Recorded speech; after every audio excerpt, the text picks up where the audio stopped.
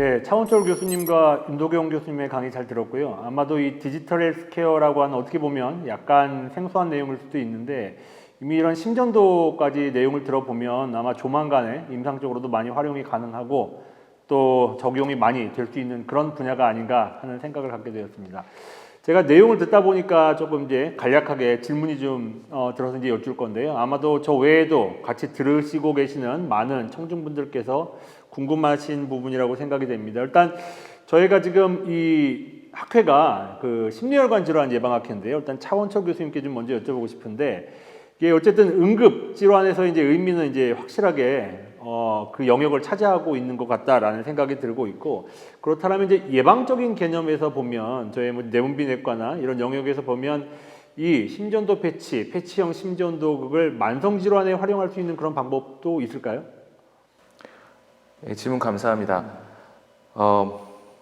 어떤 짧은 시간 안에 어떤 뭐 그게 검사든 치료든 이게 수행이 되어서 결과가 명확하게 드러나는 게 응급질환인 반면에 이제 그게 좀 만성적으로 이제 관리 대상이 된다면 그런 효과나 그거에 의한 그 임상적인 의미가 그게 드러나는 데는 조금 더 고민을 좀 해야 될 것 같습니다.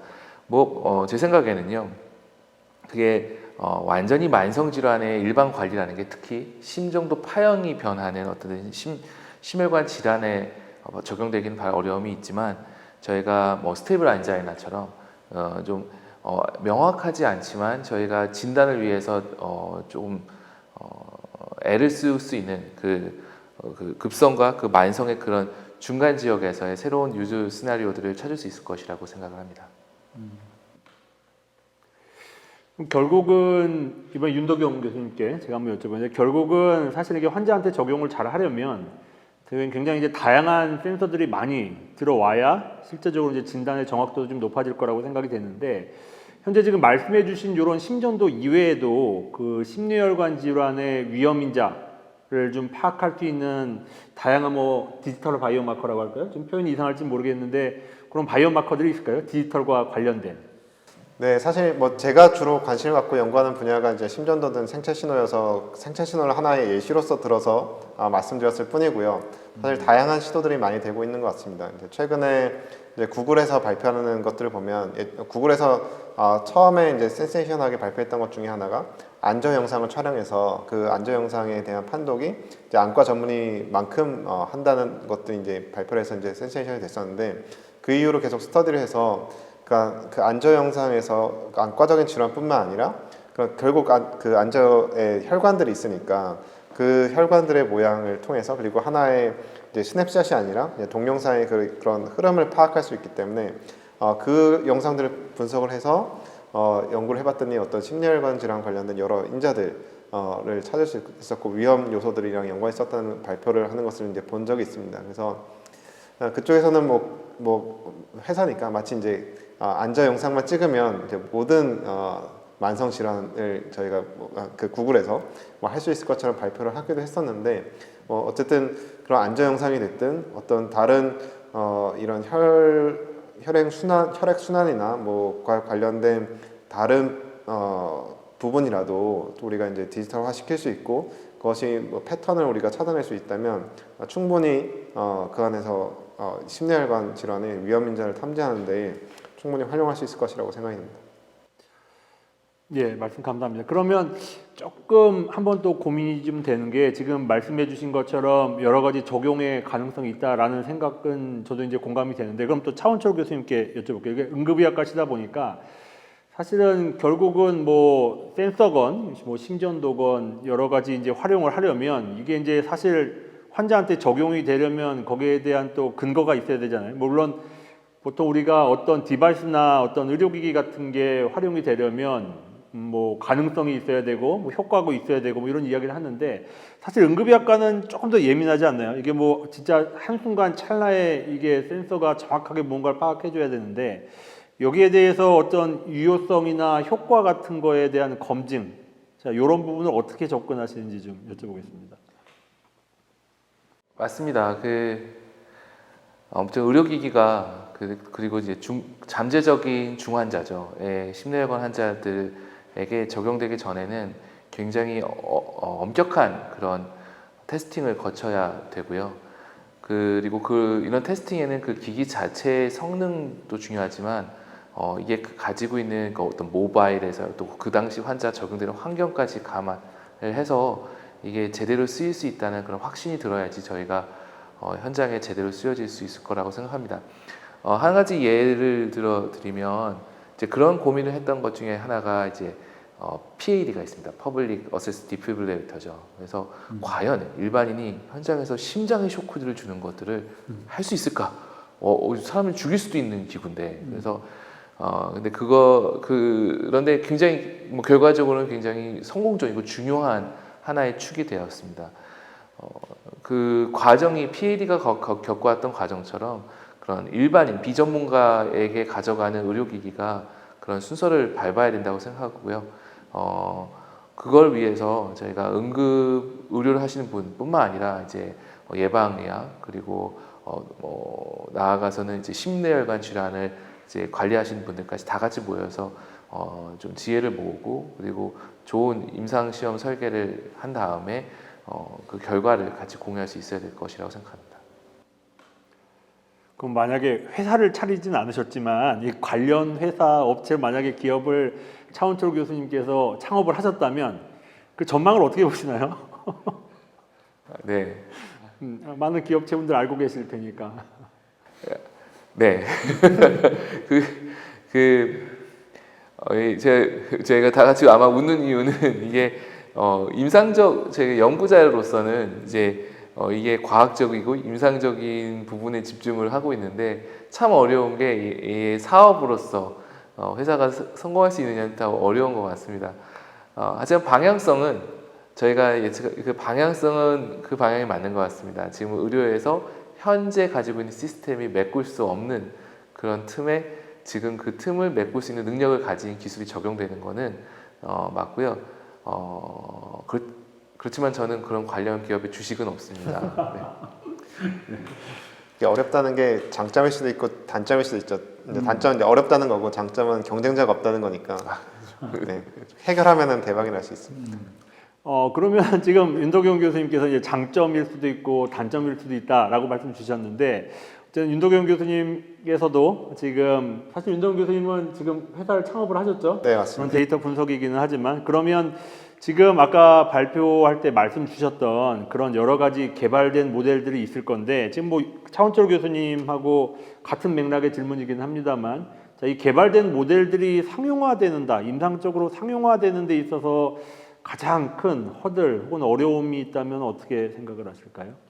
네, 이게 좀 더 데이터 관점에서 이제 말씀을 드리면 이제 하나의 학습된 모델이 어떤 분야에서 학습된 모델이 실제 생활에서 적용될 때는 학습된 환경과 다른 환경에 적용된다는 것이 사실 이제 이 인공지능 모델이 사실 갖고 있는 큰 한계일 수도 있습니다. 왜냐하면 그 상황에서는 매우 잘 학습을 하지만 그것에 너무 잘 학습이 되기 때문에 새로운 환경에 잘 적응할 수 있을 것이냐가 늘 도전적이고 그래서 우리가 외부 검증을 뭐 하기도 하지만 문제는 그 외부 검증 자체도 그 외부 검증 된 데까지만 검증이 된 거지 우리가 만약에 저희가 개발했는데 아예 해외로 수출한다 그러면 완전 다른 환경에 가는 것이기 때문에 또 거기서는 적응이 안 되는 그런 문제가 있습니다. 그래서 이것이 생각보다 좀 이제 골치가 아픈데요. 그러니까 한 몇 년 전까지만 해도 인공지능이 좋은 성능을 낸다는 것에 많이 관심을 갖다가 최근에 이제 좋아 이런 것 좀 사용해 보자 하고 하려다 보니까 이게 이런 문제들이 계속 나오는데 근데 미국에서도 보면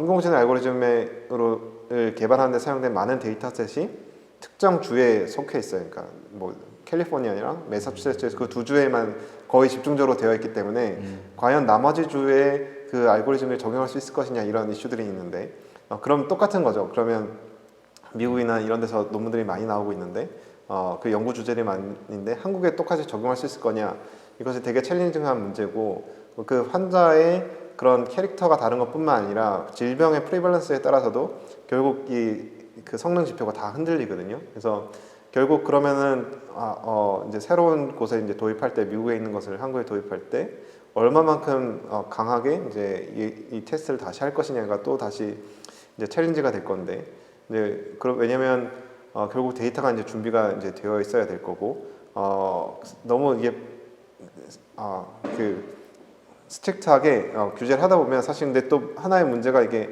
약과 다른 점이 약은 그래도 개발 라이프 스팬이 긴데 얘는 빨리빨리 변하거든요. 테스트하다 보면 또 새로운 제품이 나오고 이런 상황들이 발생하니까 뭐 그것도 되게 사실 되게 챌린징한 부분이에요. 그래서 그래도 이제 그런 면에서 최근에 이제 우리나라에서 많은 이제 인공지능을 위한 데이터셋 사업들을 해서 그나마 데이터가 어느 정도 준비가 되고 있는 거는 좀 좋은 상황인 것 같고요. 네, 그렇습니다. 그러니까 너무 이 디지털 헬스나 인공지능이나 이제 빅데이터 이런 것들 너무 과장되게 보지도 마시고 또 그렇다고 또 너무 무시하고 볼 것도 아니고 지금은 계속 발전해 나가는 단계다라는 정도로 좀 이해를 해주시면 좋을 것 같고요. 윤동훈 교수님도 회사 기업 차리신 게 돈 벌려고 한 건 아니고 뭔가 스스로 해보고 싶은 게 있어서 그렇게 하신 게 더 크잖아요. 그죠? 네, 제가 알기로 그 교수님 분들께서 회사를 기업을 만드시고 수익 창출을 막대하게 하신 분을 제가 거의 본 적이 없는데 사실 이제 돈 목적이라 보다도 이제 학구적인 그런 차원에서 이제 만드신 분들이 굉장히 많다는 거 그렇게 그러니까 너무 과장되지도 않고 너무 그 얕보거나 이렇게 하지도 마시고 그냥 흘러가는 트렌드 정도를 파악해 주시는 것만으로도 제가 보기엔 충분할 것 같고요. 그러면 마지막으로 제가 두 분께 같은 질문 하나 드려보고 싶은데 어쨌든 두 분께서는 사실은 디지털 헬스를 하시는 분들은 하시는 분이지만 원래 한 분은 응급의학과 교수님이시고 또 우리 윤덕영 교수님은 MD 분이시고 인턴하시고 현재 기초교수하고 계시지만 사실 이 영역하고는 좀 거리가 좀 있을 수 있다는 말이에요. 그러면 제가 드리고 싶은 질문은 우리 일단 차원철 교수님 먼저 자, 어떻게 하시다가 이 디지털 헬스케어 영역에 들어오셨고 또 디지털 헬스케어에 관심을 많이 가지고 계신 다른 임상 교수님들께 드리고 싶은 아마 조언이 있으실 것 같아요. 뭐 다양한 분들이 계시니까 어떻게 생각하시는지.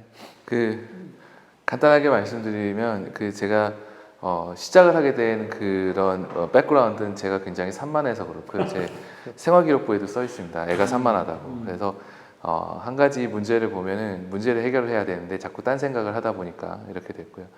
그 와중에 이제 그 기관에서 혹은 영역에서 디지털 관련된 계속 그런 역할들이 있었습니다. 근데 아무래도 이제 관심이 있고 그런 걸 좋아하다 보니까 하나씩 하게 되고 또한 또 마침 요새 최근 들어서 이 관련된 연구나 산업 분야에 이제 큰 관심이 쏟아지면서 역할을 더 하게 된 것 같습니다. 특히 이제 결정적인 거는 저희 성균관대학교 삼성융합의과학원에서 디지털 헬스학과를 만들게 된 것과 아주 큰 그런 동기가 되었었고요. 이 분야에 오시는 분들께는 제가 저도 이제 시작한 지 불과 몇 년이 안 됐습니다. 근데 만약에 조언을 드릴 수 있다면 그 걱정하지 마시고 두려워하지 마시고 각 그 전문가들과 같이 연결될 수 있는 그런 자리에 참여해 주시고 메일도 주시고 하면 의외로 생각보다 굉장히 그 다들 네트워킹의 융합에 대한 네트워킹에 대한 그런 열망이 있거든요. 그래서 지금 아직도 여기는 블루오션이라고 생각합니다. 연구이든 사업이든. 그래서 같이 하시면 아마 아주 즐겁고 그리고 의미 있는 결과들을 만들 수 있을 것이라고 생각합니다. 네, 감사합니다. 올인하지 말고 분위기를 보는 게 좋고 우리 자녀분들이 산만하더라도 혼내지 말자. 그렇게 한번 제가 이해를 하겠습니다. 그 윤덕용 교수님께도 이제 같은 질문인데 사실 윤덕용 교수님께서 지금 이 초임 교수가 되실 때까지만 해도 사실 이 빅데이터나 이쪽은 거의 그때는 블루오션도 아니고 완전 황무지 상태였었잖아요. 근데 그때 아마 선택하실 때에도 굉장히 고민이 왜냐 MD시니까 인터넷 고민이 많으셨을 거라 생각이 돼서 한번 우리 윤덕용 교수님께서도 한번 왜 이쪽을 하게 되셨는지랑 역시 많은 요즘에 이제 신임 우리 의사분들이 많이 관심을 가지고 계시거든요. 조언을 해주신다면 어떻게 얘기해 주실까요? 예. 네. 저 같은 경우에는 약간 공학도에 피가 흘러서 그런지 이제 의대를 졸업하면서도 계속 이쪽 데이터 분석 쪽에 관심이 많이 있었고 그래서 몇 년을 이렇게 계속 하다 보니까 결국 데이터 분석해서 나온 것은 결국 의미 있는 어떤 정보를 찾아내는 거고 그 의미라는 것은 결국 환자의 건강 증진에 도움이 되느냐의 문제였던 것 같습니다. 그러다 보니까 결국 이제 의사를 하고 이제 인턴까지 하다가 데이터 분석에 빠졌지만 다시 결국 건강 문제로 와서 디지털 헬스 쪽에 와서 이제 지금 옆에 계신 선생님들 만나서 같이 이야기하는 것이 아닌가 이제 싶고요. 그래서 그 많은 분들이 뭐 저한테 이제 문의해 보십니다. 그래서 이런 뭐 데이터 분석, 뭐 디지털 헬스, 뭐 여러 가지로 표현이 될 수 있겠는데 뭐 이런 것들을 뭐 하고 싶은데 이제 어떻게 해야 되느냐, 어떤 길을 가야 되느냐라고 하는데 뭐 제 생각은 그렇습니다. 그러니까 아직 이 분야 자체가 정해져 있지 않고 워낙 복잡하고 아까 이제 차원철 교수님께서 말씀하셨듯이 네트워크를 원하는데 그 이유가 워낙 방대하기 때문에 혼자 할 수 있는 양도 아니고 그래서 각자가 또 갖고 있는 백그라운드별로 할 수 있는 요소들이 이제 있습니다. 그리고 또 이 분야가 딱 오래된 전통 있는 학문처럼 어떤 모습이 정형화되어 있는 것이 아니라 그냥 그렇기 때문에 이게 어떤 모습이라고 말씀드리기는 좀 애매한 부분이 있지만 또 그렇기 때문에 누군지 오셔서 그냥 스스로 이제 만들어 나가시면 또 되는 그런 장점이 있는 곳이기 그래서 재밌기도 한 그런 곳이기도 합니다. 그래서 너무 두렵게 생각하지 마시고 네, 뭔가 새로운 것들을 만들어 나가는 도전 정치로 해보시면 재밌지 않을까 생각합니다. 요즘엔 경쟁이 많지 않나요? 요즘에? 아직 괜찮습니다. 아직은 괜찮아요? 아직은 괜찮다고 하시고요. 자, 오늘 두 분 교수님 감사드리고요. 사실은 오늘 두 분 말씀을 정리를 하면 사실은 인공지능이나 빅데이터나 디지털 헬스케어가 이미 의료계의 많은 부분, 어떤 영역을 이제 차지할 거라고 생각이 되어지고 있고 그렇다고 해서 뭐 거기에만 또 너무 집중하시거나